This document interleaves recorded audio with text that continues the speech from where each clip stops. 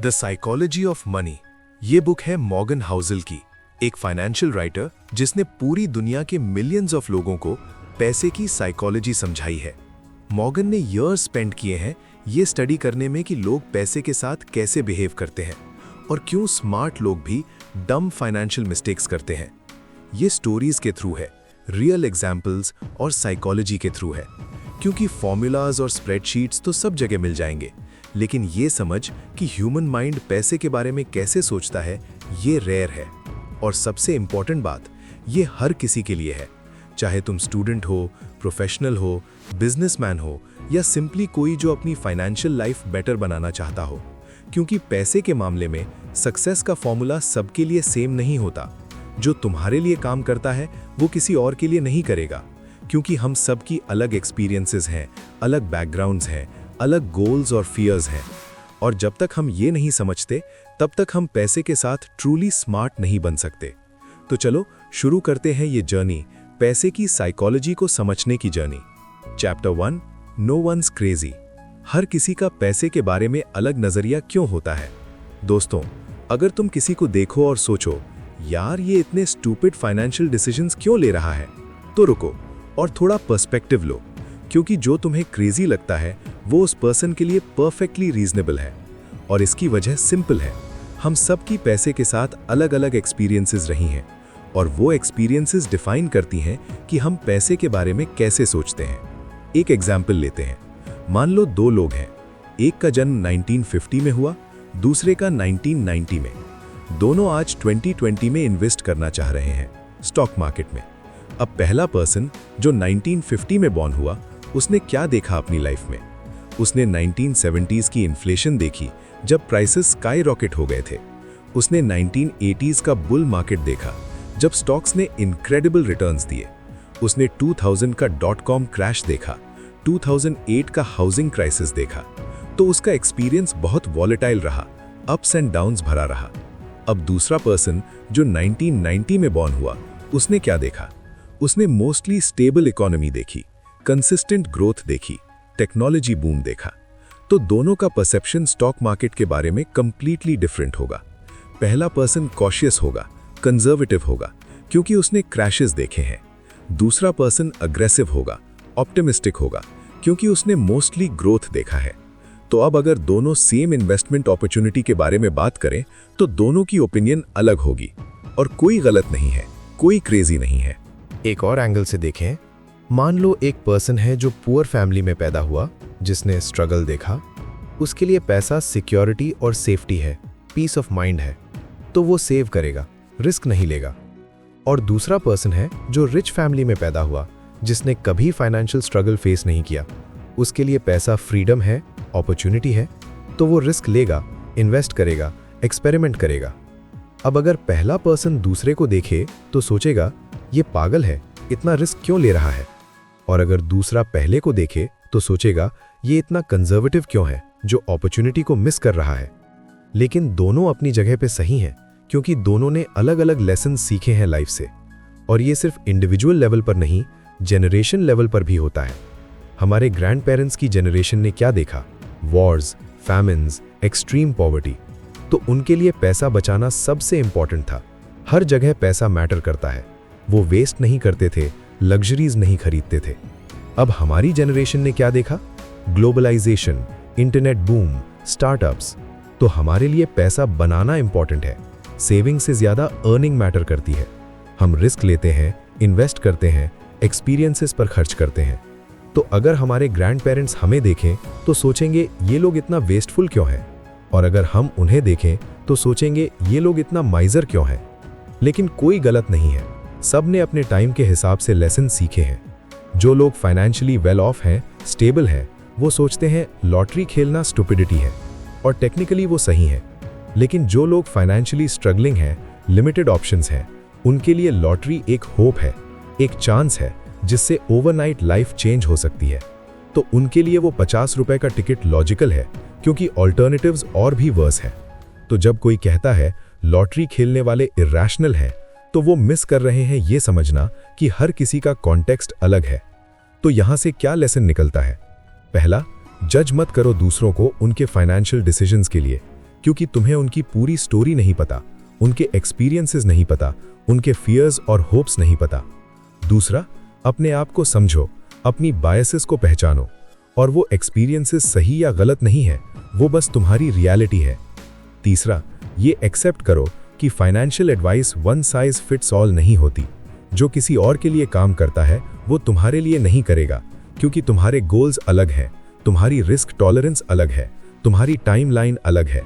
और फाइनली, एक philosophical point, हम सब चाहते हैं कि पैसे के डिसीजंस प्योरली रैशनल हों, प्योरली मैथमेटिकल हों, लेकिन वो होते नहीं, क्योंकि पैसा सिर्फ नंबर्स नहीं है, पैसा इमोशंस है, मेमोरीज है, आइडेंटिटी है। पैसा रिप्रेजेंट करता है security, freedom, status, power, happiness, control, और ये सब चीजें डीपली पर्सनल है, डीपली इमोशनल है। तो जब कोई पैसे का डिसीजन लेता है तो वो सिर्फ मैथ नहीं कर रहा, वो अपनी पूरी लाइफ एक्सपीरियंस यूज कर रहा है। और यही साइकोलॉजी ऑफ मनी है, ये समझना कि हर किसी का पैसे के साथ रिलेशनशिप यूनिक है, और कोई भी पर्सन ट्रूली क्रेजी नहीं है जब बात मनी की आती है, वो बस अपनी वर्ल्ड के हिसाब से बिहेव कर रहा है।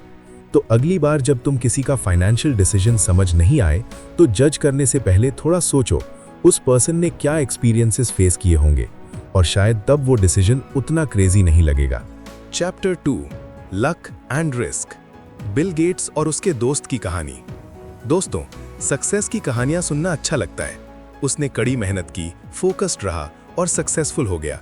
ये नैरेटिव सिंपल और इंस्पायरिंग है, लेकिन ये पूरी सच्चाई नहीं है, क्योंकि सक्सेस में दो चीजें होती हैं जो हम इग्नोर कर देते हैं, लक और रिस्क। और जब तक हम इन दोनों को समझ नहीं लेते तब तक हम फाइनेंशियल डिसीजंस में बड़ी मिस्टेक्स करते रहेंगे।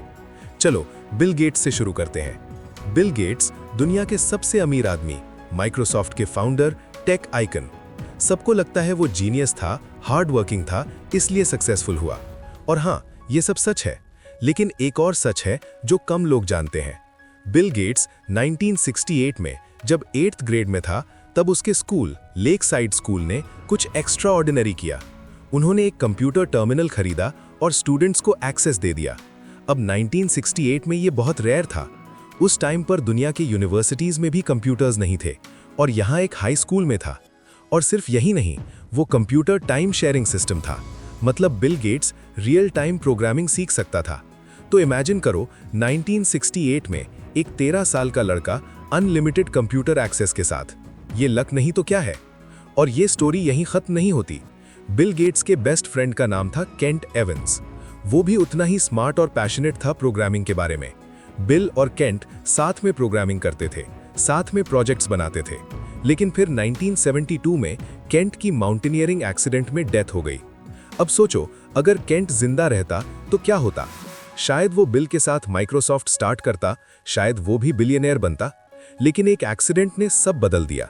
Bill Gates brilliant, hard working और टैलेंटेड था, ये सब ट्रू है, लेकिन उसे एक्स्ट्रा ऑर्डिनरी लक भी मिली। सही स्कूल, सही टाइम और सही एक्सेस। और उसके फ्रेंड केंट को bad risk, tragic accident face करना पड़ा। दोनों स्मार्ट, पैशनेट थे, लेकिन आउटकम्स कंप्लीटली डिफरेंट थे। और यही रियलिटी है, सक्सेस सिर्फ हार्ड वर्क नहीं है, लक भी है, रिस्क भी है। अब दूसरी तरफ देखें तो दुनिया में बहुत से लोग हैं जो फेल हो गए, और हम सोचते हैं उन्होंने गलतियां की, गलत डिसीजंस लिए, या फिर वो लेजी थे। लेकिन क्या ये पूरी सच्चाई है? कभी कभी लोग सब कुछ सही करते हैं, लेकिन फिर भी फेल हो जाते हैं, क्योंकि तब उनका बैड लक होता है या अनएक्सपेक्टेड रिस्क मटीरियलाइज हो जाता है, और सडनली जो परफेक्ट प्लान था वो क्रैश हो गया। तो क्या हम कह सकते हैं कि वो पर्सन पूरी तरह अपनी फेलियर के लिए रिस्पॉन्सिबल है? नहीं, क्योंकि रिस्क का रोल ही यही है। और यहीं पर हम बड़ी मिस्टेक करते हैं। जब कोई सक्सेसफुल होता है तो हम सोचते हैं कि ये सब उसकी स्किल्स की वजह से है, और जब कोई फेल होता है तो हम सोचते हैं कि ये सब उसकी मिस्टेक्स की वजह से है। लेकिन हम लक और रिस्क को इग्नोर कर देते हैं, और ये डेंजरस है, क्योंकि इससे हम गलत लेसन सीखते हैं। अगर तुम सोचते हो कि सक्सेस सिर्फ स्किल है तो तुम ओवर कॉन्फिडेंट हो जाओगे। तुम सोचोगे कि मैं भी वही स्ट्रैटेजी कॉपी करूंगा तो मैं भी सक्सेसफुल हो जाऊंगा, लेकिन तुम लक फैक्टर मिस कर रहे हो। और अगर तुम सोचते हो कि फेलियर सिर्फ मिस्टेक्स है तो तुम जजमेंटल हो जाओगे। तुम दूसरों को ब्लेम करोगे, हार्श डिसीजंस लोगे, लेकिन तुम रिस्क फैक्टर मिस कर रहे हो। रजत गुप्ता एक हाईली सक्सेसफुल बिजनेसमैन था, मैकिन्जी का CEO था। बोर्ड्स ऑफ मल्टीपल कंपनीज पर था, आईआईटी से graduate, Harvard MBA, impeccable career. लेकिन फिर 2012 में वो इनसाइडर ट्रेडिंग में कॉट हो गया। अब सवाल है, वो स्टूपिड था? नहीं, वो जीनियस था। तो फिर क्यों उसने ऐसा किया? क्योंकि वो ग्रीड में आ गया। इनफ की फीलिंग नहीं थी। वो ऑलरेडी मिलियनेयर था, लेकिन और चाहिए था, और उसने रिस्क ले लिया, इलीगल रिस्क, और कॉट हो गया। तो ये सिर्फ बैड डिसीजन नहीं था, ये रिस्क था जो मटीरियलाइज हो गया, और एक पल में डेकेड्स की सक्सेस खत्म हो गई। तो अब प्रैक्टिकल लेसन्स। जब तुम सक्सेसफुल लोगों को देखो तो सिर्फ उनकी स्किल्स को क्रेडिट मत दो, लक का फैक्टर भी कंसिडर करो। हाँ, उन्होंने हार्ड वर्क किया, स्मार्ट डिसीजंस लिए, लेकिन टाइमिंग भी राइट थी और अपॉर्चुनिटीज भी मिली। ये समझना इंपॉर्टेंट है, क्योंकि उनकी स्ट्रैटेजी तुम्हें सेम रिजल्ट्स नहीं देगी। दूसरा, जब तुम फेल्ड लोगों को देखो तो सिर्फ उनकी मिस्टेक्स को ब्लेम मत करो, रिस्क का फैक्टर भी कंसिडर करो। हाँ, शायद कुछ गलतियां हुई, कुछ बैड डिसीजंस लिए, तो ये समझना इंपॉर्टेंट है कि शायद बैड लक और अनकंट्रोलेबल इवेंट्स भी था। अपनी खुद की सक्सेस और फेलियर को भी इसी लेंस से देखो। जब तुम सक्सेसफुल हो तो थोड़ा हम्बल रहो। हाँ, तुमने अच्छा काम किया, लेकिन शायद लक भी साथ था। और ये याद रखना तुम्हें ओवर कॉन्फिडेंट रिस्की डिसीजंस लेने से बचाएगा। और जब तुम फेल हो तो थोड़ा खुद के साथ कंपैशनेट रहो। ये याद रखना तुम्हें होपलेस होने से बचाएगा और फिर से ट्राई करने की हिम्मत देगा। तो प्लानिंग करो, हार्ड वर्क करो, ये सब जरूरी है, लेकिन साथ में ये भी एक्सेप्ट करो कि कुछ चीजें तुम्हारे कंट्रोल में नहीं है। लक फेवरेबल हो सकता है और अनफेवरेबल भी हो सकता है। इसलिए सक्सेस और फेलियर में हम्बल रहो, और सबसे इंपॉर्टेंट, ओवर कॉन्फिडेंट मत बनो, क्योंकि जो आज लक है वो कल रिस्क भी बन सकता है। बिल गेट्स ने भी खुद बाद में कहा, success is a lousy teacher, it seduces smart people into thinking they can't loose. मतलब सक्सेस तुम्हें ओवर कॉन्फिडेंट बना देती है। तुम सोचने लगते हो कि तुम हमेशा जीतोगे, लेकिन ये मानना सही नहीं है, क्योंकि लक हमेशा साथ नहीं देता, रिस्क हमेशा मटीरियलाइज हो सकता है। इसलिए बैलेंस चाहिए, और यही सच्ची फाइनेंशियल विजडम है। तो अगली बार जब तुम किसी बिलियनियर की सक्सेस स्टोरी सुनो तो सिर्फ ये मत सोचो वो जीनियस था, ये भी सोचो उसे लकी ब्रेक्स भी मिले और उसने रिस्क्स भी डॉज किए, और तब तुम रियलिस्टिक लेसन सीखोगे, क्योंकि रियल वर्ल्ड में लक और रिस्क हमेशा गेम में होते हैं। तो प्रॉब्लम ये है कि इनफ की कोई ऑब्जेक्टिव डेफिनेशन नहीं है, ये सब रिलेटिव है, कंपैरिजन बेस्ड है। तुम्हारे पास 1 करोड़ है तो तुम सोचते हो बहुत है, मैं खुश हूं।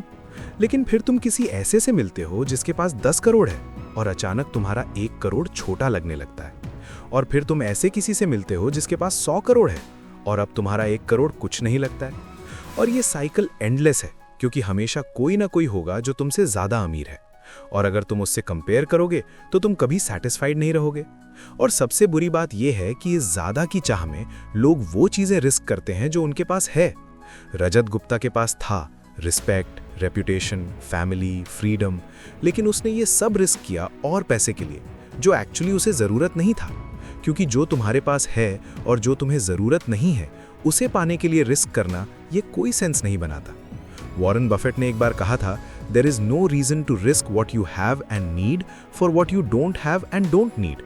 मतलब जो तुम्हारे पास है और जो तुम्हें चाहिए, उसे रिस्क मत करो उस चीज के लिए जो तुम्हारे पास नहीं है और जो तुम्हें चाहिए भी नहीं, लेकिन लोग करते हैं। तो इसका सोल्यूशन ये है कि डिफाइन करो कि तुम्हारे लिए इनफ क्या है, और ये डेफिनेशन तुम्हारी होनी चाहिए, किसी और की नहीं। दूसरों से कंपेयर मत करो, सोशल बेंचमार्क्स फॉलो मत करो। बैठो, सोचो, मुझे एक्चुअली कितना चाहिए कंफर्टेबल लाइफ के लिए, मेरे गोल्स क्या है, मेरी प्रायोरिटीज क्या है। और जब तुम उस नंबर पर पहुंच जाओ तो रुक जाओ, कंटेंटमेंट महसूस करो, और ज्यादा की चाह मत करो अगर उसका कोई रियल पर्पस नहीं है, क्योंकि कंपैरिजन का कोई एंड नहीं होता, लेकिन कंटेंटमेंट का एक क्लियर पॉइंट हो सकता है अगर तुम उसे डिफाइन करो। और याद रखो, पैसा सिर्फ टूल है, एंड गोल नहीं। पैसे का पर्पस है सिक्योरिटी देना, फ्रीडम देना, अपॉर्चुनिटीज देना। लेकिन अगर तुम पैसा इकट्ठा करने में इतने ऑब्सेस्ड हो जाओ कि तुम अपनी सिक्योरिटी रिस्क करो, अपनी फ्रीडम लूज करो, तो फिर तुमने गेम जीत लिया लेकिन पर्पस हार गए। तो अगली बार जब तुम सोचो और चाहिए और ज्यादा, तो रुको और पूछो, क्यों, किस लिए, क्या ये एक्चुअली मुझे खुश करेगा? और अगर ऑनेस्ट आंसर हाँ है कि तुम रिस्क कर रहे हो बिना रियल रीजन के, तो फिर शायद तुम्हारे पास ऑलरेडी इनफ है। और वो रियलाइज करना, वो एक्सेप्ट करना, ये रियल वेल्थ है। दोस्तों, वॉरेन बफेट के बारे में सबको पता है। दुनिया के सबसे सक्सेसफुल इन्वेस्टर्स में से एक, $100 बिलियन प्लस का नेटवर्थ। और सब सोचते हैं उसका सीक्रेट क्या है, कौन सा मैजिक फॉर्मूला है। लोग उसकी बुक्स पढ़ते हैं, उसकी स्ट्रैटेजीज कॉपी करते हैं, उसके इंटरव्यूज देखते हैं, लेकिन एक चीज है जो सब मिस कर देते हैं, और वो है टाइम। सिंपल कंपाउंडिंग का पावर। इन्वेस्टर ए स्टार्ट करता है 25 साल की एज में, हर साल 1 लाख इन्वेस्ट करता है 10 साल तक, मतलब टोटल इन्वेस्टमेंट इक्वल्स 10 लाख। फिर वो स्टॉप कर देता है, कुछ नहीं ऐड करता, बस वो पैसा पड़ा रहता है कंपाउंड होते हुए। इन्वेस्टर बी स्टार्ट करता है 35 साल की एज में, हर साल 1 लाख इन्वेस्ट करता है 30 साल तक, मतलब टोटल इन्वेस्टमेंट इक्वल्स 30 लाख, 3 गुना ज्यादा। अब दोनों को 10% एनुअल रिटर्न मिलता है, एवरेज स्टॉक मार्केट रिटर्न। 65 साल की एज में किसके पास ज्यादा पैसा होगा, क्योंकि उसे 10 एक्स्ट्रा ईयर्स मिले कंपाउंडिंग के लिए।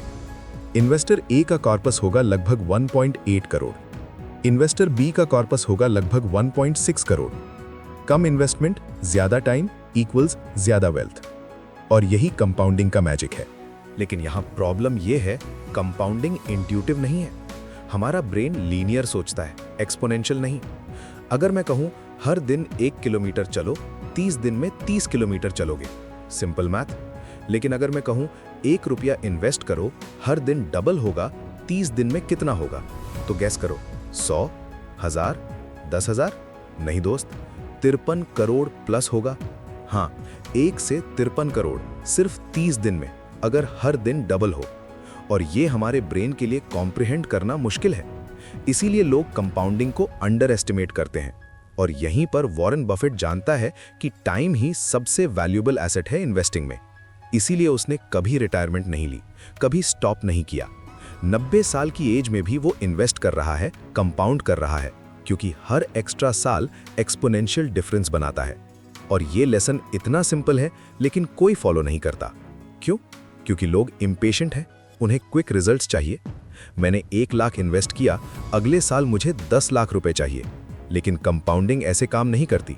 पहले 5-10 साल तो कुछ खास नहीं होता, ग्रोथ स्लो लगती है, लेकिन फिर 20-30 साल बाद एक्सपोनेंशियल मैजिक शुरू होता है।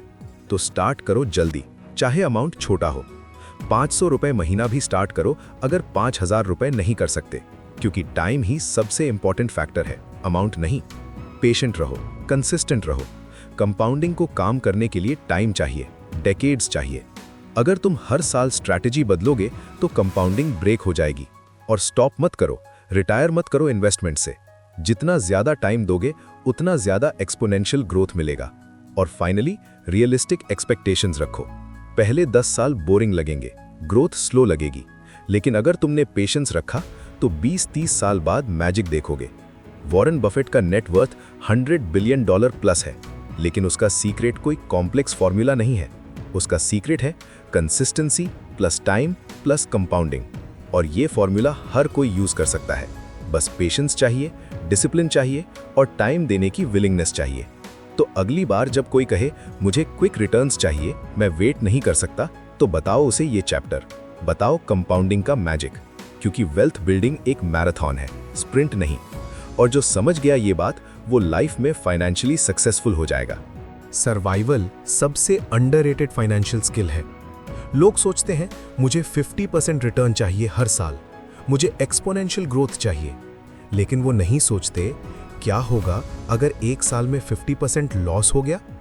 और यही फेटल मिस्टेक है, क्योंकि मैथमेटिक्स ये कहता है अगर तुम्हें 50% लॉस होता है तो तुम्हें 100% रिटर्न चाहिए वापस आने के लिए। मतलब लॉस रिकवर करने में बहुत टाइम लगता है। इसीलिए स्मार्ट स्ट्रैटेजी ये है, सर्वाइव करो फर्स्ट, फिर थ्राइव करो। जब तुम वेल्थ बना रहे हो तो अग्रेसिव बनो, लेकिन रेकलेस नहीं। Risk low but calculated risk, blind risk नहीं। जब तुम वेल्थ मेंटेन कर रहे हो तो हम्बल बनो, पैरानॉइड बनो। सोचो वर्स्ट केस सिनेरियोज के बारे में, प्रिपेयर रहो अनएक्सपेक्टेड इवेंट्स के लिए, और डाइवर्सिफाई करो। सब कुछ एक जगह मत लगाओ। Don't put all your eggs in one basket. ये क्लीशे है लेकिन ट्रू है। फ्रूगल रहो, अननेसेसरीली एक्सपेंसिव लाइफस्टाइल मत अपनाओ। जितना ज्यादा खर्च करोगे उतना ज्यादा पैसा चाहिए सस्टेन करने के लिए, और वो प्रेशर तुम्हें बैड डिसीजंस लेने पर फोर्स कर सकता है। और फाइनली सबसे इंपॉर्टेंट लेसन, कंपाउंडिंग को ब्रेक मत करो। याद है पिछले चैप्टर में हमने बात की थी कंपाउंडिंग की? वो तभी काम करती है जब तुम सरवाइव करते हो, कंसिस्टेंटली बने रहते हो। अगर तुम एक बड़ी मिस्टेक कर दो और सब खो दो तो कंपाउंडिंग स्टॉप हो जाती है और तुम्हें फिर से जीरो से शुरू करना पड़ता है। इसीलिए वॉरेन बफेट कहते हैं, to make money you must survive first. Survival is the first rule of compounding. तो याद रखो, अमीर बनना एक गेम है, अमीर रहना दूसरा गेम है।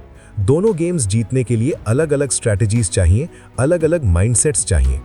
अगर तुम सिर्फ पहला गेम जीतने में फोकस करोगे तो दूसरा हार जाओगे, लेकिन अगर तुम दोनों गेम समझोगे तो तुम लॉन्ग टर्म फाइनेंशियली सक्सेसफुल रहोगे। और यही असली वेल्थ है जो आज भी है और कल भी रहेगी। Chapter 5, tells you win. क्यों ज्यादातर प्लान फेल हो जाते हैं? दोस्तों, एक शॉकिंग फैक्ट बताता हूं। वॉरेन बफेट ने अपनी लाइफ में 400 से ज्यादा स्टॉक्स में इन्वेस्ट किया है, लेकिन उसकी पूरी वेल्थ का सोर्स है सिर्फ 10 स्टॉक्स। हाँ, तुमने सही सुना, 400 में से सिर्फ 10 ने उसे बिलियनियर बनाया। बाकी 390 कुछ ठीक ठाक चले, कुछ ब्रेक इवन रहे, कुछ लॉस में भी गए, लेकिन वो 10 स्टॉक्स इतने सक्सेसफुल रहे कि बाकी सबको कवर कर लिया। और यही रियलिटी है इन्वेस्टिंग, बिजनेस और लाइफ की। इसे कहते हैं टेल इवेंट्स या लॉन्ग टेल डिस्ट्रीब्यूशन। मतलब मेजॉरिटी ऑफ रिजल्ट्स कुछ माइनॉरिटी ऑफ इवेंट्स से आते हैं, और ये पैटर्न हर जगह दिखता है। देखो वेंचर कैपिटल को, एक वीसी फंड में 50 स्टार्टअप्स में इन्वेस्ट होता है, लेकिन पूरे फंड का रिटर्न आता है 2-3 स्टार्टअप्स से।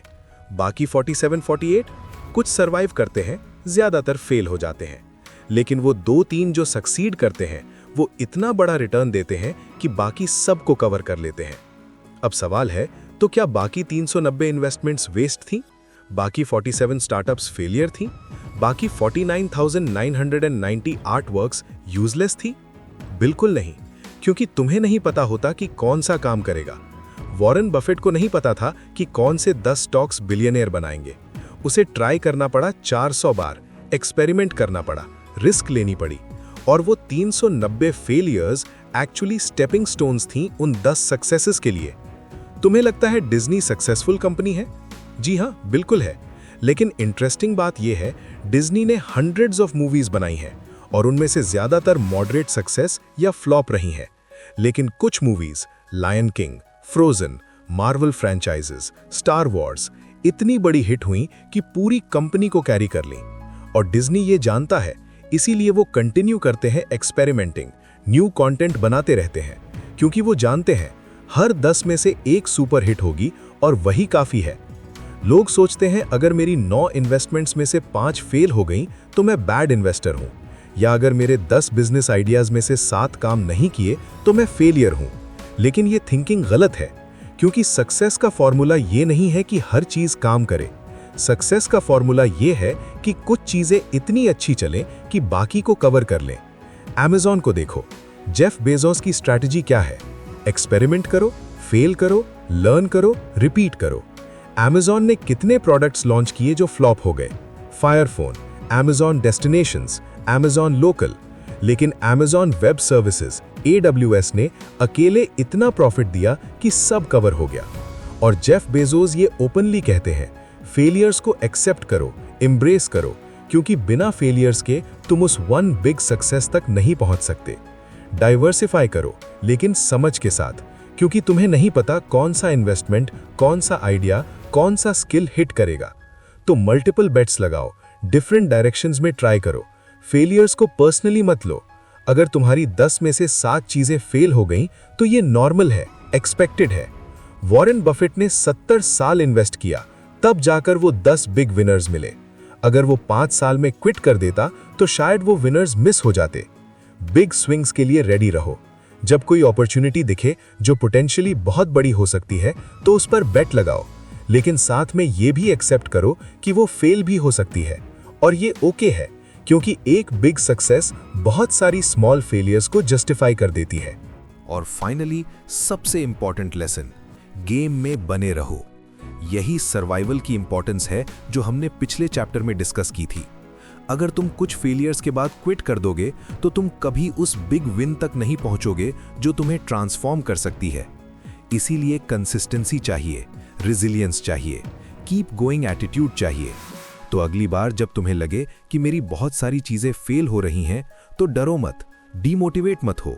ये नॉर्मल है, ये एक्सपेक्टेड है, ये प्रोसेस का हिस्सा है। बस फोकस रखो, कीप ट्राइंग और वेट करो उस टेल इवेंट के लिए, क्योंकि जब वो आएगी तो सब कुछ बदल देगी और तब समझ आएगा ये सारी फेलियर्स एक्चुअली पाथ थी उस सक्सेस तक पहुंचने की। Chapter 6, freedom. पैसे का सबसे बड़ा रिवॉर्ड ये नहीं है जो तुम सोचते हो। दोस्तों, एक सवाल पूछता हूं, तुम्हें पैसा क्यों चाहिए? शायद कहोगे बड़ा घर, luxury car, foreign trips, designer clothes. और हाँ, ये सब अच्छा है, कोई प्रॉब्लम नहीं।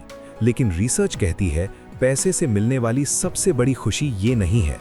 सबसे बड़ी खुशी है फ्रीडम, अपनी लाइफ अपने टर्म्स पर जीने की एबिलिटी। स्टडीज में ये रिपीटेडली प्रूव हुआ है। जो लोग अपनी लाइफ पर ज्यादा कंट्रोल फील करते हैं वो ज्यादा हैप्पी होते हैं। और इस कंट्रोल का सबसे बड़ा कंपोनेंट है टाइम की फ्रीडम। अपना टाइम अपने हिसाब से यूज करने की फ्रीडम। किसी बॉस के लिए काम नहीं करना, सुबह जब मन करे उठना, जो काम पसंद हो वो करना, जिससे मिलना हो उससे मिलना। और ये फ्रीडम पैसा दे सकता है अगर तुम समझदारी से यूज करो। एक पर्सन है जिसके पास 50 लाख सैलरी है, बट वो जॉब हेट करता है। 12 घंटे ऑफिस में, वीकेंड्स भी काम, टॉक्सिक बॉस, बड़ी कार है, अच्छा फ्लैट है, लेकिन खुश नहीं है। क्यों? क्योंकि उसके पास टाइम की फ्रीडम नहीं है, चॉइस की फ्रीडम नहीं है। दूसरा पर्सन है जिसके पास 20 लाख सैलरी है, बट वो अपना काम चूज करता है, जब चाहे वर्क करे, जब चाहे ब्रेक ले। छोटी कार है, मॉडेस्ट फ्लैट है, लेकिन खुश है। क्यों? क्योंकि उसके पास ऑटोनॉमी है, फ्रीडम है। और यहीं पर लोग मिस्टेक करते हैं। वो पैसा कमाते हैं लेकिन उसे गलत चीज़ों पर स्पेंड करते हैं। बिगर हाउस खरीदते हैं लेकिन उसके साथ बिगर EMI आती है, ज़्यादा स्ट्रेस आता है।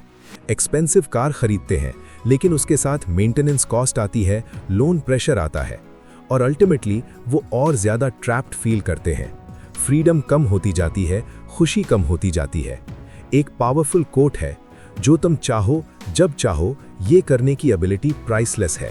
और यही असली वेल्थ है, यही सबसे बड़ा रिटर्न है पैसे का। अब देखो, साइकोलॉजिस्ट्स क्या कहते हैं। जब तुम्हें फील होता है कि तुम अपनी लाइफ के डिसीजंस खुद ले सकते हो, तब तुम हैप्पी होते हो, सैटिस्फाइड होते हो। लेकिन जब तुम्हें फील होता है कि तुम ट्रैप्ड और हेल्पलेस हो, तब तुम स्ट्रेस्ड होते हो। और यहीं पर फाइनेंशियल इंडिपेंडेंस का कॉन्सेप्ट आता है। फाइनेंशियल इंडिपेंडेंस का मतलब ये नहीं है कि तुम बिलियनर बन जाओ। इसका मतलब है तुम्हारे पास इतना पैसा हो कि तुम्हें किसी के लिए काम न करना पड़े। तुम चूज कर सको कि क्या करना है, कब करना है, कैसे करना है। और ये टारगेट हर किसी के लिए अचीवेबल है अगर प्रायोरिटी सही हो। मान लो तुम्हारे मंथली एक्सपेंसेस हैं 50,000। अगर तुम्हारे पास 75 लाख सेविंग्स है और वो 8% रिटर्न दे रही है, तो तुम टेक्निकली फाइनेंशियल इंडिपेंडेंट हो। अब ये 75 लाख बहुत बड़ा अमाउंट नहीं है, अचीवेबल है। लेकिन इसके लिए चाहिए फ्रूगैलिटी, डिसिप्लिन, लॉन्ग टर्म थिंकिंग। क्योंकि देखो क्या होता है, नॉर्मली खुद के साथ और फैमिली के साथ टाइम स्पेंड करने की फ्रीडम हो।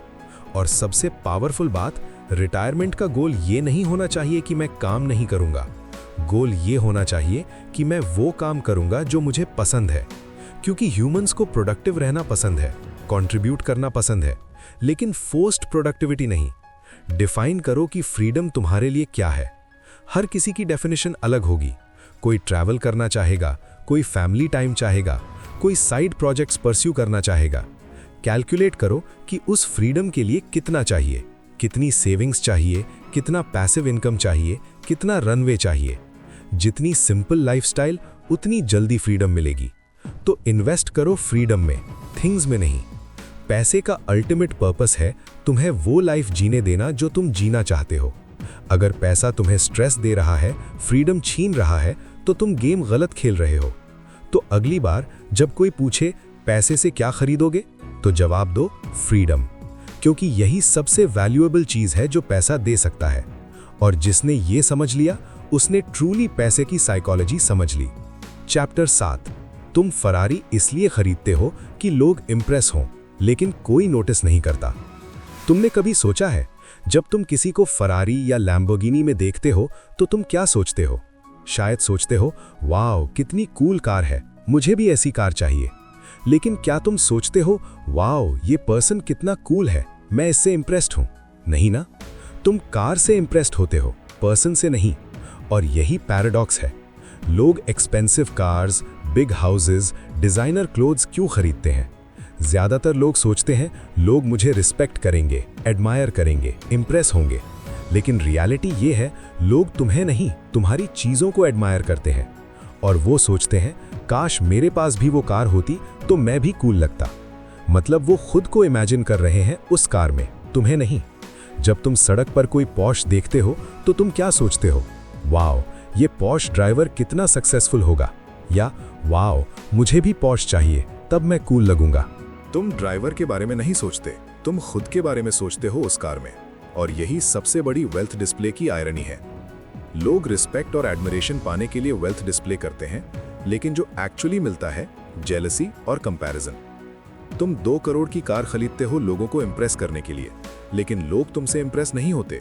वो सोचते हैं, इसके पास इतना पैसा कहां से आया, मेरे पास क्यों नहीं है? देखो रियल रिस्पेक्ट और एडमिरेशन कहां से आती है।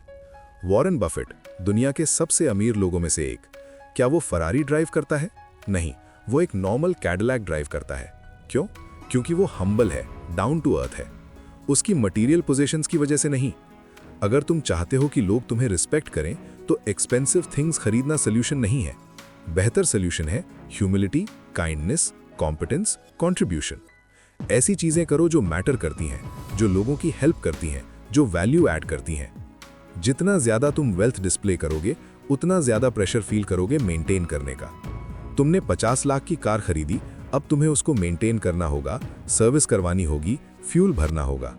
तुमने 5 करोड़ का हाउस खरीदा, अब EMI चुकानी होगी, प्रॉपर्टी टैक्स देना होगा, मेंटेनेंस करना होगा। और ये सब प्रेशर तुम्हें और ज्यादा काम करने पर फोर्स करता है, और ज्यादा स्ट्रेस लेने पर फोर्स करता है, और अल्टीमेटली फ्रीडम कम होती जाती है, जो हमने पिछले चैप्टर में डिस्कस किया था। तो फिर क्या करें? क्या सारी लग्जरीज छोड़ दें? नहीं, ये मतलब नहीं है। अगर तुम्हें जेन्युइनली स्पोर्ट्स कार पसंद है तो खरीदो, लेकिन अपने लिए, दूसरों के लिए नहीं। क्या तुम चीजें खरीद रहे हो क्योंकि वो तुम्हें जेन्युइनली खुश करती हैं, या तुम खरीद रहे हो क्योंकि तुम सोचते हो कि दूसरे इंप्रेस्ड होंगे? और याद रखो, वेल्थ की रियल पावर है ऑप्शंस और फ्रीडम। वेल्थ तुम्हें ऑप्शन देती है कि तुम क्या करना चाहते हो, लेकिन अगर तुम सारी वेल्थ डिस्प्ले करने में खर्च कर दोगे तो वो ऑप्शंस और फ्रीडम तुमसे छीन लिए जाएंगे। रियलाइज करो कि लोग तुम्हारी मटेरियल पोजीशन से इंप्रेस नहीं होते जितना तुम सोचते हो। वो बस जेलस होते हैं या खुद को इमेजिन करते हैं उन चीजों के साथ। लग्जरीज खरीदो अपनी खुशी के लिए, दूसरों की अप्रूवल के लिए नहीं। अगर कोई चीज तुम्हें जेन्युइनली खुश करती है तो वो वर्थवाइल है, लेकिन अगर तुम सिर्फ दिखावे के लिए खरीद रहे हो तो वो वेस्ट है। समझो कि इनफ क्या है। एक डिसेंट कार, एक कंफर्टेबल हाउस, अच्छे क्लोथ्स, ये सब इनफ है। इससे ज्यादा मटेरियल डिस्प्ले करने की जरूरत नहीं है। और फाइनली, इन्वेस्ट करो एक्सपीरियंसेस में, रिलेशनशिप्स में, फ्रीडम में। ये चीजें तुम्हें लॉन्ग टर्म हैप्पीनेस देंगी, एक्सपेंसिव कार नहीं देगी। तो अगली बार जब तुम कोई लग्जरी आइटम खरीदने जाओ तो खुद से पूछो, मैं ये क्यों खरीद रहा हूं? अपनी खुशी के लिए या दूसरों को इंप्रेस करने के लिए? और अगर ऑनेस्ट आंसर दूसरा है तो शायद वो परचेज रिकंसिडर करो।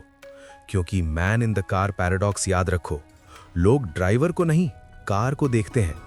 और तुम्हारी असली वैल्यू तुम्हारी कार में नहीं, तुम्हारे कैरेक्टर में है। चैप्टर 8, असली अमीर वो नहीं जो दिखता है, वो है जो छुपा है। दोस्तों, तुम सड़क पर एक BMW देखते हो, तुम सोचते हो ये पर्सन अमीर है। तुम किसी को रोलेक्स पहने हुए देखते हो, तुम सोचते हो ये पर्सन वेल्दी है। तुम किसी को 5 स्टार होटल में देखते हो, तुम सोचते हो ये पर्सन सक्सेसफुल है। लेकिन यहीं पर सबसे बड़ी मिसअंडरस्टैंडिंग होती है, क्योंकि वेल्थ वो नहीं है जो तुम देखते हो, वेल्थ वो है जो तुम नहीं देखते। तुम जो देखते हो वो है रिचनेस, वो है स्पेंडिंग पावर, वो है करंट इनकम का डिस्प्ले, वो है कंजम्पशन। लेकिन वेल्थ डिफरेंट है। वेल्थ है वो इनकम जो तुमने स्पेंड नहीं की। वेल्थ है वो एसेट्स जो तुमने अक्यूमुलेट किए हैं लेकिन कन्वर्ट नहीं किए थिंग्स में। वेल्थ है फाइनेंशियल फ्लेक्सिबिलिटी जो इनविजिबल है।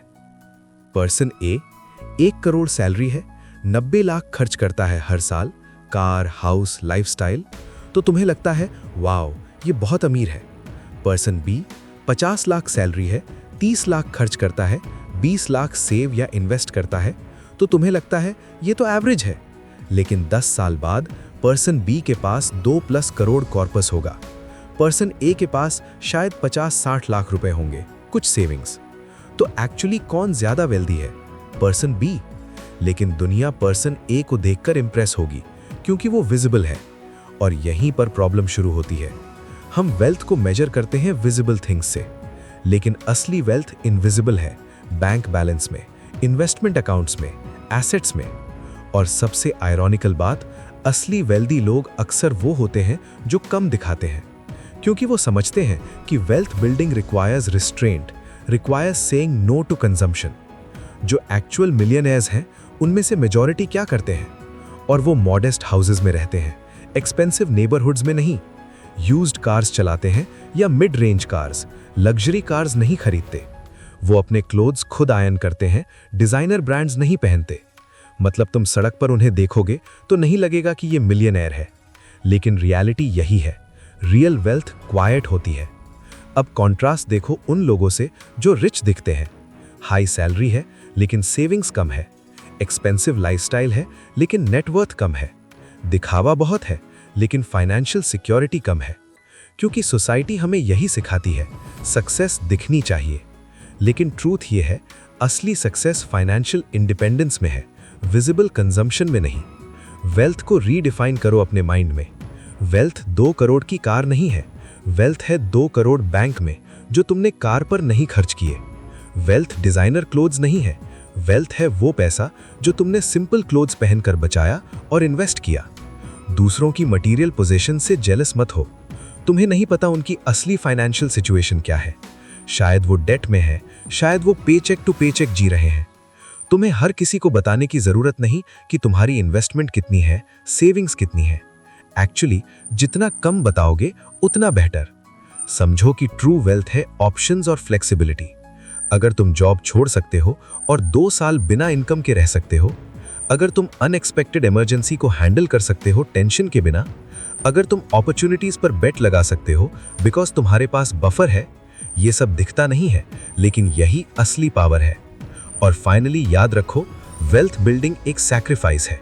हर 1000 जो तुम स्पेंड नहीं करते वो 1000 है जो कंपाउंड हो सकता है। हर लग्जरी जो तुम स्किप करते हो वो है एक स्टेप टुवर्ड्स फाइनेंशियल इंडिपेंडेंस। और ये सैक्रिफाइस विजिबल नहीं है, इसीलिए लोग इसे अप्रिशिएट नहीं करते। लेकिन तुम्हें अप्रिशिएट करनी चाहिए क्योंकि यही असली वेल्थ बिल्डिंग है। तो अगली बार जब कोई तुमसे कहे तुम तो रिच दिखते नहीं हो, तो स्माइल करो क्योंकि तुम जानते हो असली वेल्थ वो है जो दिखती नहीं। Chapter 9, save money. दोस्तों, हर कोई सोचता है मुझे ज्यादा पैसा चाहिए, ज्यादा इनकम चाहिए, तभी मैं फाइनेंशियली सिक्योर बनूंगा। और हाँ, इनकम इंपॉर्टेंट है, लेकिन एक और चीज है जो उससे भी ज्यादा इंपॉर्टेंट है, और वो है सेविंग्स रेट। मतलब तुम कितना सेव करते हो। क्योंकि अल्टीमेटली वेल्थ तुम्हारी इनकम से नहीं बनती, वेल्थ बनती है तुम्हारी सेविंग से। एक आदमी की 10 लाख इनकम है और दूसरे आदमी की 2 लाख सेविंग्स, 20% सेविंग्स रेट। दूसरे की 20 lakh income, 2 lakh savings, 10% savings rate. दोनों की सेविंग्स सेम है, लेकिन पहला हाफ इनकम पर सेम रिजल्ट दे रहा है और 10-20 साल बाद दोनों की नेटवर्थ सिमिलर होगी, अज्यूमिंग सिमिलर रिटर्न्स। तो इनकम डबल होने से कोई फायदा नहीं अगर सेविंग्स रेट हाफ हो। और यहीं पर लोग मिस्टेक करते हैं। वो सोचते हैं जब मेरी सैलरी बढ़ेगी तब मैं सेव करूंगा। लेकिन क्या होता है एक्चुअली? सैलरी 5 लाख से 10 लाख हो जाती है, लेकिन लाइफस्टाइल भी अपग्रेड हो जाती है। Bigger house, better car, expensive vacations, branded clothes. और अल्टीमेटली सेविंग्स रेशियो सेम रहता है 10-15%। ये ट्रैप है जिसमें ज्यादातर लोग फंस जाते हैं। अब एक इंपॉर्टेंट पॉइंट, सेविंग्स रेट तुम कंट्रोल कर सकते हो। तुम्हारी इनकम डिपेंड करती है मार्केट पर, बॉस पर, इकोनॉमी पर, लक पर। लेकिन सेविंग्स रेट वो पूरी तरह तुम्हारे हाथ में है। तुम डिसाइड करते हो कि कितना स्पेंड करना है, कितना सेव करना है। और यही पावर है सेविंग की। It's completely in your control. और एक काउंटर इंट्यूटिव बात, तुम्हें नेसेसरीली ज्यादा कमाने की जरूरत नहीं है वेल्थ बनाने के लिए। तुम्हें बस कम खर्च करना है। अगर तुम 5 लाख में कंफर्टेबल रह सकते हो और 2 लाख सेव कर सकते हो तो ये उतना ही इफेक्टिव है जितना 10 लाख कमाकर 2 लाख सेव करना। एक्चुअली पहला वाला ज्यादा सस्टेनेबल है क्योंकि कम स्ट्रेस है, कम प्रेशर है। अब यहाँ एक फिलोसॉफिकल एंगल है। सेविंग पैसे के बारे में नहीं है, सेविंग है फ्यूचर के बारे में। हर रुपये जो तुम सेव करते हो वो है एक वोट फॉर फ्यूचर फ्लेक्सिबिलिटी, वो है एक vote for independence, for options, for freedom. तुम बेसिकली कह रहे हो मुझे टुडे की कंजम्पशन से ज्यादा इंपॉर्टेंट है टुमारो की सिक्योरिटी। और ये माइंडसेट ही वेल्थ बिल्डिंग की फाउंडेशन है। एक इंटरेस्टिंग रिसर्च है, पीपल जितना कम ईगो ड्रिवन होते हैं उतना ज्यादा सेव करते हैं। क्यों? क्योंकि सेविंग रिक्वायर्स ह्यूमिलिटी।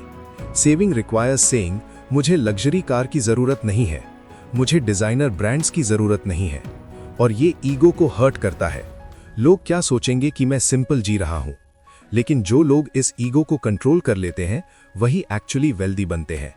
फोकस करो सेविंग्स रेट पर, एब्सोल्यूट अमाउंट पर नहीं।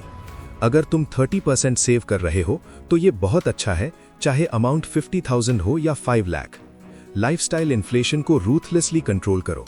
जब सैलरी बढ़े तो पूरा इंक्रीज स्पेंड मत कर दो, कम से कम 50% इंक्रीज को सेविंग्स में डाल दो। समझो कि सेविंग असली सोल्यूशन है फाइनेंशियल प्रॉब्लम्स का। लोग सोचते हैं मुझे ज्यादा कमाना है, लेकिन अक्सर बेहतर सोल्यूशन है मुझे कम खर्च करना है।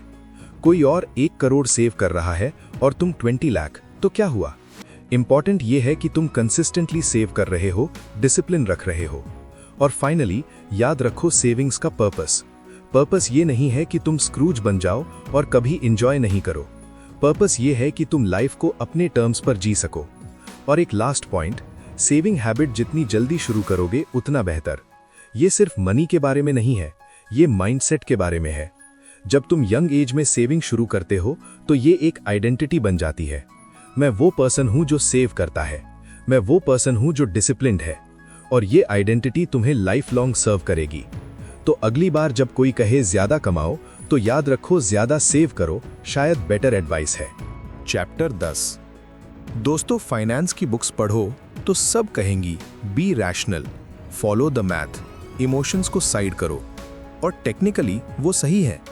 मैथमेटिकली परफेक्ट डिसीजन वो है जो मैक्सिमम एक्सपेक्टेड वैल्यू दे। लेकिन यहाँ एक बड़ी प्रॉब्लम है, मैथमेटिकली परफेक्ट डिसीजंस अक्सर प्रैक्टिकली सस्टेनेबल नहीं होते। और जो स्ट्रैटेजी तुम फॉलो नहीं कर सकते लॉन्ग टर्म, वो यूजलेस है। चलो एक एग्जाम्पल लेते हैं, स्टॉक मार्केट इन्वेस्टिंग।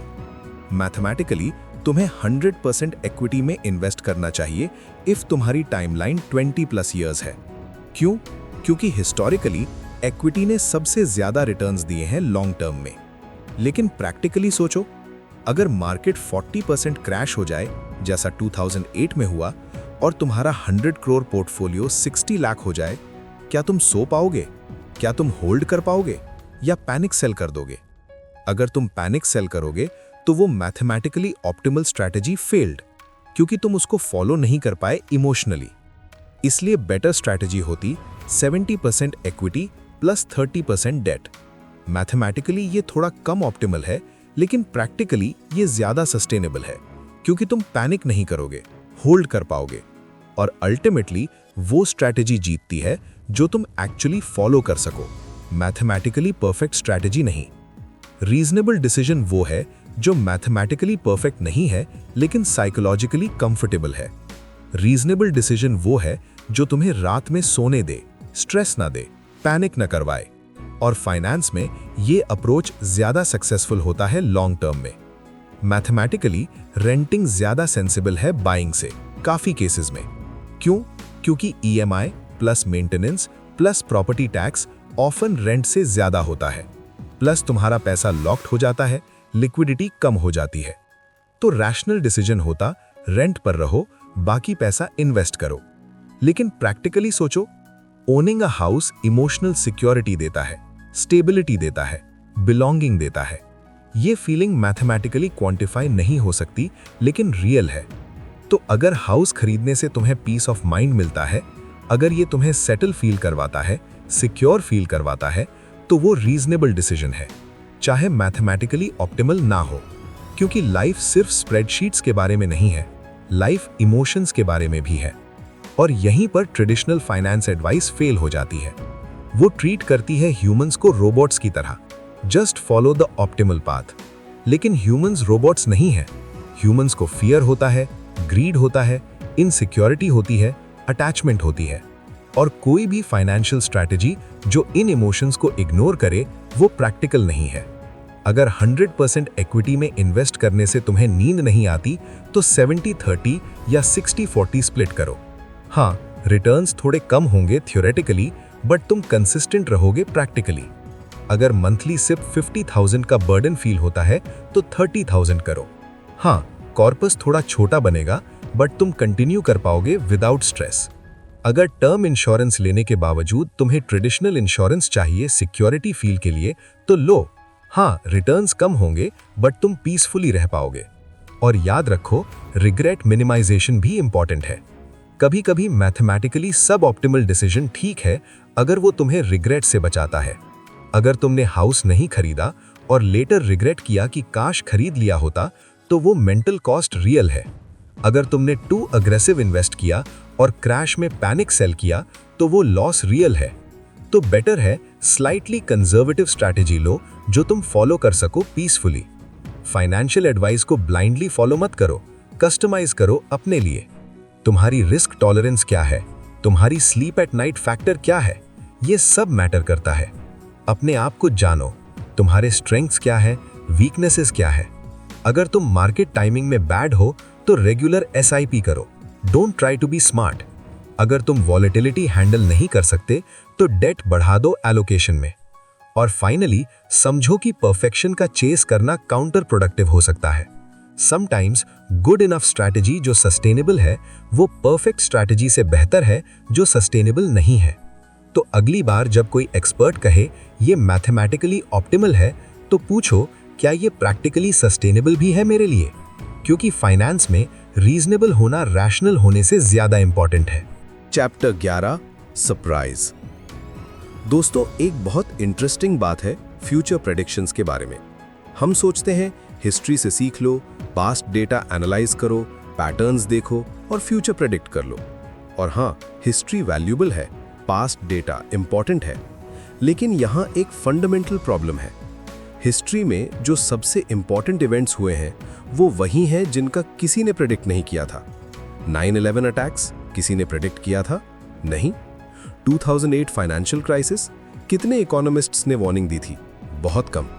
कोविड-19 पैंडेमिक, किसी ने 2019 में सोचा था कि पूरी दुनिया लॉकडाउन हो जाएगी?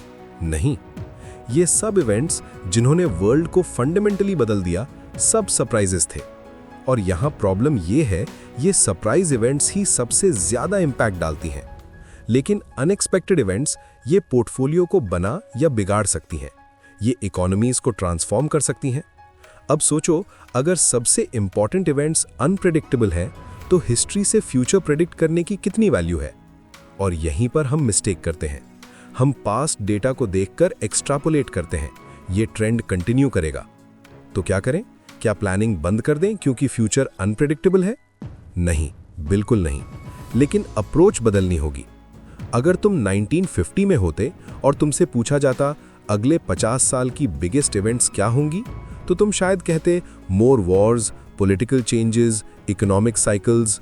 लेकिन तुम प्रेडिक्ट नहीं कर पाते personal computers, internet, smartphones, social media. Humility रखो अपनी प्रेडिक्शंस के बारे में। तो जब कोई कॉन्फिडेंटली कहे ये एग्जैक्टली ऐसे होगा, तो स्केप्टिकल रहो और उसके लिए तैयार रहो। लेकिन हिस्ट्री ये बताता है कि ह्यूमंस कैसे बिहेव करते हैं। ग्रीड, फियर, पैनिक, ऑप्टिमिज्म, और ये बिहेवियरल पैटर्न्स रिपीट होते हैं, भले ही इवेंट्स डिफरेंट हो। चैप्टर 12। दोस्तों, मान लो तुम ब्रिज डिजाइन कर रहे हो। तुमने कैलकुलेट किया ये ब्रिज 1000 टन वेट हैंडल कर सकता है। तो क्या तुम ब्रिज को डेली 1000 टन लोड के लिए यूज करोगे? नहीं ना। तुम शायद 600-700 टन का लिमिट रखोगे। क्यों? क्योंकि चाहिए margin of safety, room for error. अगर कोई अनएक्सपेक्टेड फैक्टर आ गया, strong wind, structural issue, miscalculation, तो भी ब्रिज सेफ रहेगा। अब यही प्रिंसिपल फाइनेंस में अप्लाई करो। लेकिन सरप्राइजिंगली लोग नहीं करते। लोग कैलकुलेट करते हैं, मुझे 50,000 मंथली चाहिए एक्सपेंसेस के लिए और मेरी इनकम 55,000 है, तो वो सोचते हैं परफेक्ट, 5,000 एक्स्ट्रा है, मैं फाइनेंशियली स्टेबल हूँ। लेकिन ये डेंजरस है, क्योंकि कोई भी unexpected event, medical emergency, job loss, car repair और तुम ट्रबल में हो। रूम फॉर एरर का मतलब है मार्जिन रखना, बफर रखना, सेफ्टी नेट रखना। ये मतलब है कि तुम्हारी प्लान्स ऐसी हों कि अगर कुछ गलत हो जाए तो भी तुम सरवाइव कर सको। और ये फाइनेंस में सबसे अंडररेटेड कॉन्सेप्ट है।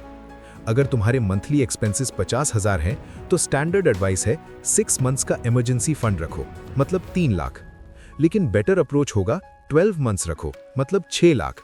हाँ, ये ऑप्टिमली इन्वेस्टेड नहीं होगा, रिटर्न्स कम मिलेंगे। अगर तुम्हें लगता है कि तुम 20% सेव कर सकते हो कंफर्टेबली, तो टारगेट रखो 30% सेव करने का। एक्स्ट्रा 10% है तुम्हारा रूम फॉर एरर। अगर कोई अनएक्सपेक्टेड एक्सपेंस आया तो सेविंग्स 20% पर आ जाएगी, बट क्रैश नहीं होगी। और अगर सब स्मूथ चला तो 30% सेव हो जाएगा, बोनस। हिस्टोरिकल डेटा कहता है इक्विटी 12% एनुअल रिटर्न देती है लॉन्ग टर्म में। तो लोग अपनी प्लानिंग में अज्यूम करते हैं मुझे 12% रिटर्न मिलेगा। लेकिन बेटर अप्रोच, अज्यूम करो 8% रिटर्न। अगर 8% मिला तो तुम्हारी प्लानिंग वर्क करेगी, और 12% मिला तो बोनस, एक्स्ट्रा कॉर्पस बन जाएगा। अब यहाँ एक काउंटर आर्ग्यूमेंट है। लोग कहते हैं यार, टू कंजर्वेटिव अप्रोच से ग्रोथ स्लो हो जाएगा। अगर मैं एक्स्ट्रा कॉशियस रहूंगा तो अपॉर्चुनिटीज मिस हो जाएंगी। लेकिन इससे तुम्हारी सर्वाइवल प्रोबेबिलिटी बहुत ज्यादा बढ़ जाती है। अगर तुम सर्वाइव नहीं करोगे तो कॉम्पाउंडिंग ब्रेक हो जाएगी, और कॉम्पाउंडिंग तभी काम करती है जब तुम लॉन्ग टर्म गेम में बने रहो। तो बेटर है कंजर्वेटिव अप्रोच लेकर सर्वाइव करो और कॉम्पाउंड करो। हर एक्सपेंस सोचना पड़ता है, हर फ्लक्चुएशन वरी करनी पड़ती है। मार्केट थोड़ा गिरे तो पैनिक हो जाता है, क्योंकि अगर और गिरा तो क्या होगा। लेकिन जब रूम फॉर एरर है तो रिलैक्स्ड रह सकते हो। मार्केट गिरे तो सोच सकते हो चलो ठीक है, मेरे पास बफर है, रिकवर हो जाएगा। क्योंकि बेटर डिसीजंस तब होते हैं जब तुम काम हो, स्ट्रेस्ड नहीं हो। पैनिक में लिए गए डिसीजंस अक्सर रॉन्ग होते हैं। तो रूम फॉर एरर तुम्हें बेटर डिसीजन मेकर भी बनाता है। हर फाइनेंशियल मेट्रिक में बफर ऐड करो। इनकम एस्टिमेट्स को कंजर्वेटिव रखो, एक्सपेंस एस्टिमेट्स को स्लाइटली हाई रखो, टाइमलाइन को लॉन्गर रखो और मल्टीपल लेयर्स ऑफ सेफ्टी रखो। एक लेयर फेल हो जाए तो दूसरी लेयर प्रोटेक्ट करेगी। लाइफस्टाइल को अननेसेसरीली एक्सपेंसिव मत बनाओ। अगर तुम 50,000 में कंफर्टेबली जी सकते हो तो 80,000 लाइफस्टाइल मत अपनाओ, क्योंकि एक्सपेंसिव लाइफस्टाइल फ्लेक्सिबिलिटी कम करती है। जितनी ज्यादा ईएमआईज उतनी कम फ्लेक्सिबिलिटी, उतना कम बफर। और फाइनली, रेगुलरली रिव्यू करो अपनी सिचुएशन को। Room for error dynamic concept है, सर्कमस्टांसेस चेंज होते रहते हैं। ये एक्सेप्ट करना कि मुझे सब कुछ पता नहीं है, मैं परफेक्ट प्रिडिक्ट नहीं कर सकता, अनएक्सपेक्टेड चीजें हो सकती हैं, मैं गलत हो सकता हूं। और ये ह्यूमिलिटी पावरफुल है, क्योंकि जो लोग ओवर कॉन्फिडेंट होते हैं वो रूम फॉर एरर नहीं रखते। और फिर जब सरप्राइज आता है, जैसा हमने पिछले चैप्टर में डिस्कस किया, वो प्रिपेयर्ड नहीं होते। तो अगली बार जब तुम कोई फाइनेंशियल प्लान बनाओ तो खुद से पूछो, अगर ये प्लान 20% वर्स परफॉर्म करे देन एक्सपेक्टेड, क्या मैं फिर भी ओके रहूंगा? अगर आंसर हाँ है तो तुम्हारे पास एडिक्वेट रूम फॉर एरर है, और अगर आंसर नहीं है तो प्लान को कंजर्वेटिव बनाओ, बफर ऐड करो। क्योंकि फाइनेंशियल सक्सेस में सबसे इंपॉर्टेंट स्किल नहीं है मैक्सिमम रिटर्न्स अर्न करना, सबसे इंपॉर्टेंट स्किल है सर्वाइव करना, गेम में बने रहना, अनएक्सपेक्टेड को हैंडल करना। चैप्टर 13। दोस्तों, मैं तुमसे एक एक्सपेरिमेंट करवाता हूं। 10 साल पीछे जाओ मेंटली और सोचो, तब तुम क्या चाहते थे? तुम्हारे गोल्स क्या थे? प्रायोरिटीज और वैल्यूज क्या थी?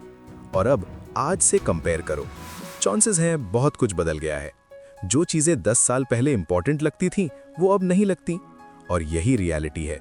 लेकिन फाइनेंशियल प्लानिंग में हम ये अज्यूम करते हैं कि हम नहीं बदलेंगे।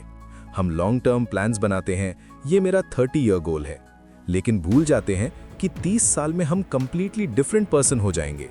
एक फेमस साइकोलॉजिकल स्टडी है the end of history illusion. Studies clearly दिखाती हैं लोग फ्यूचर में भी उतना ही बदलेंगे जितना पास्ट में बदले, बट समहाउ हम सोचते हैं मैं अब नहीं बदलूंगा। और ये थिंकिंग फाइनेंशियल डिसीजंस को कॉम्प्लिकेट करती है। 25 साल का पर्सन, मुझे सिटी लाइफ पसंद है, फास्ट पेस्ड एनवायरनमेंट पसंद है, मैं यहीं रहूंगा हमेशा, तो वो एक्सपेंसिव सिटी फ्लैट खरीद लेता है, 30 ईयर लोन ले लेता है। लेकिन 35 साल की एज में शायद उसे स्लो लाइफ पसंद आने लगे, फैमिली फोकस चाहिए, शांति चाहिए। अब वो सिटी फ्लैट बर्डन लगता है। वो सब कुछ इन्वेस्ट कर देता है बिजनेस में, सेफ्टी नेट नहीं रखता। लेकिन 40 साल की एज में प्रायोरिटीज बदल जाती हैं, सिक्योरिटी चाहिए, स्टेबिलिटी चाहिए। अब रिग्रेट होता है, काश मैंने कुछ कंजर्वेटिव इन्वेस्टमेंट्स भी की होती। 30 साल का पर्सन सोचता है, मैं 60 साल की एज में रिटायर करूंगा, फिर ट्रैवल करूंगा, इंजॉय करूंगा। तो वो अग्रेसिवली सेव करता है, प्रेजेंट को सैक्रिफाइस करता है। लेकिन जब एक्चुअली 60 होता है तो रियलाइज करता है, मेरी हेल्थ अलाउ नहीं करती एक्सटेंसिव ट्रैवल, मेरी प्रायोरिटीज बदल गई, मैं अब सिंपली फैमिली के साथ टाइम चाहता हूं। तो प्रॉब्लम क्या है? क्या प्लानिंग ही नहीं करनी चाहिए? नहीं, प्लानिंग इंपॉर्टेंट है, लेकिन प्लानिंग ऐसी होनी चाहिए जो फ्लेक्सिबल और अडेप्टेबल हो। जब भी कोई बड़ा फाइनेंशियल डिसीजन लो तो सोचो, क्या ये रिवर्सिबल है? क्योंकि इरिवर्सिबल डिसीजंस लॉन्ग टर्म में बहुत रिस्की होते हैं। रिवर्सिबल, फ्रीलांसिंग, अगर नहीं चला तो जॉब ज्वाइन कर सकते हो। जो डिसीजंस तुम्हें 20-30 इयर्स लॉक कर दें, उनसे कॉशियस रहो, क्योंकि 20 इयर्स बाद तुम कंप्लीटली डिफरेंट पर्सन हो सकते हो। बैलेंस रखो प्रेजेंट और फ्यूचर के बीच। और फाइनली एक्सेप्ट करो इम्पर्मनेंस को, क्योंकि हम नहीं जानते कि हम कल कौन होंगे। हमारी वैल्यूज, प्रायोरिटीज और डिजायर्स बदलेंगे। और ये स्कैरी लगता है, लेकिन लिबरेटिंग भी है, क्योंकि इसका मतलब है अगर आज कोई मिस्टेक हो जाए तो वो परमानेंट नहीं है। तुम अडेप्ट कर सकते हो, चेंज और ग्रो कर सकते हो। सबसे रिग्रेटफुल डिसीजंस अक्सर वो होते हैं जो हमने किसी और वर्जन ऑफ आवरसेल्व्स के लिए लिए थे। हमने सोचा फ्यूचर में मैं ये चाहूंगा, लेकिन जब फ्यूचर आया तो प्रायोरिटीज बदल चुकी थीं। तो बैलेंस इंपॉर्टेंट है, क्योंकि फाइनेंशियल सक्सेस का मतलब सिर्फ वेल्थ एक्यूमुलेट करना नहीं है। फाइनेंशियल सक्सेस का मतलब है हर स्टेज में, हर वर्जन में खुश और फुलफिल्ड रहना। चैप्टर 14, हर चीज की कीमत होती है, बस वो दिखती नहीं। दोस्तों, सबसे बड़ी मिसकंसेप्शन फाइनेंस में क्या है? लोग सोचते हैं सक्सेस फ्री में मिल जानी चाहिए, लेकिन रियलिटी ये है, हर चीज की कीमत होती है। और इन्वेस्टमेंट रिटर्न्स की कीमत है वॉलेटिलिटी, फियर, डाउट, रिग्रेट। लेकिन प्राइस टैग में ये कीमत दिखती नहीं, इसीलिए लोग इसे इग्नोर कर देते हैं। तुम देखते हो इक्विटी में इन्वेस्ट करो, 12% एनुअल रिटर्न मिलेगा, और सोचते हो ग्रेट, फ्री मनी, बस इन्वेस्ट कर दो और वेट करो। लेकिन तुम नहीं देखते hidden price, volatility, uncertainty. Market 30% crash हो सकता है, तुम्हारा पोर्टफोलियो रेड में जा सकता है, और तब तुम्हें फियर होगा, डाउट होगा, यही है असली कीमत, और ये प्राइस टैग में मेंशन नहीं होती। और यहीं पर लोग मिस्टेक करते हैं। वो सोचते हैं ये तो स्कैम है, ये अनफेयर है, मुझे ये प्राइस नहीं चुकानी चाहिए, तो वो पैनिक सेल कर देते हैं। लेकिन रियलिटी ये है, वॉलेटिलिटी स्कैम नहीं है, वो फी है। डिज्नी वर्ल्ड एनालॉजी फिर से यूज करते हैं। तुम डिज्नी वर्ल्ड में हो, लॉन्ग क्यूज हैं, वेट करना पड़ रहा है, गर्मी है, थकान है। अब तुम 2 रिएक्शंस दे सकते हो। ये तो स्कैम है, मैंने 10,000 दिए और मुझे सफ़र करना पड़ रहा है, मैं रिफंड चाहता हूँ। हाँ, ये एक्सपेक्टेड था, लॉन्ग क्यूज डिज्नी एक्सपीरियंस का हिस्सा है, ये प्राइस जो मुझे चुकानी है। सेम चीज़ इन्वेस्टिंग में, market volatility, temporary losses, uncertainty, ये सब प्राइस है। अगर तुम इसे प्राइस की तरह ट्रीट करोगे तो तुम काम रहोगे, होल्ड करोगे। लेकिन अगर तुम इसे अनफेयर समझोगे तो तुम पैनिक करोगे, एग्जिट करोगे। और जब तुम एग्जिट करोगे पैनिक में, तो तुम बेसिकली कह रहे हो मैं ये प्राइस नहीं चुकाना चाहता, लेकिन तब तुम्हें रिवॉर्ड्स भी नहीं मिलेंगे। लोग सोचते हैं मुझे क्विक रिटर्न्स चाहिए, फास्ट ग्रोथ चाहिए, लेकिन भूल जाते हैं कि टाइम भी एक प्राइस है। अगर तुम 80 इयर्स नहीं दे सकते तो उतने रिटर्न्स भी नहीं मिलेंगे। सिंपल। लोग देखते हैं सक्सेसफुल एंटरप्रेन्योर्स को और सोचते हैं मुझे भी ऐसा बनना है, लेकिन वो नहीं देखते price, 80 hour work weeks, constant stress, financial uncertainty, failed attempts. और जब वो खुद ट्राई करते हैं और ये प्राइस फेस करते हैं तो कंप्लेन करते हैं ये तो बहुत हार्ड है। लेकिन नहीं, ये प्राइस है, और सक्सेसफुल लोग वो हैं जो ये प्राइस विलिंगली चुकाते हैं। जब तुम इन्वेस्टिंग करो तो मेंटली प्रिपेयर रहो वॉलेटिलिटी के लिए, ये प्राइस है। लेकिन पैनिक सेलिंग मत करो, वो पेनल्टी है। जब तुम बिजनेस शुरू करो तो मेंटली प्रिपेयर रहो हार्ड वर्क के लिए, ये प्राइस है। लेकिन हेल्थ को इग्नोर मत करो, वो पेनल्टी है। लोग देखते हैं सेलिब्रिटीज को, इन्फ्लुएंसर्स को, fancy cars, designer clothes, exotic vacations, और सोचते हैं मुझे भी ऐसी लाइफ चाहिए। लेकिन वो नहीं देखते price, constant public scrutiny, lack of privacy, pressure to maintain image. और जब वो खुद फेमस होते हैं तो कंप्लेन करते हैं मीडिया मुझे पीस नहीं देती। लेकिन ये प्राइस था और तुमने वो लाइफस्टाइल चूज करके ये प्राइस एक्सेप्ट की। अब हर डिसीजन की हिडन प्राइस को आइडेंटिफाई करो। अगर तुम इक्विटी में इन्वेस्ट कर रहे हो तो प्राइस है वॉलेटिलिटी हैंडल करना। अगर तुम हाउस खरीद रहे हो तो प्राइस है EMI burden, maintenance responsibility. Decide करो कि तुम कौन सी प्राइस चुकाने को विलिंग हो। कुछ लोग इक्विटी वॉलेटिलिटी हैंडल कर सकते हैं, ग्रेट, उन्हें हाई रिटर्न्स मिलेंगे।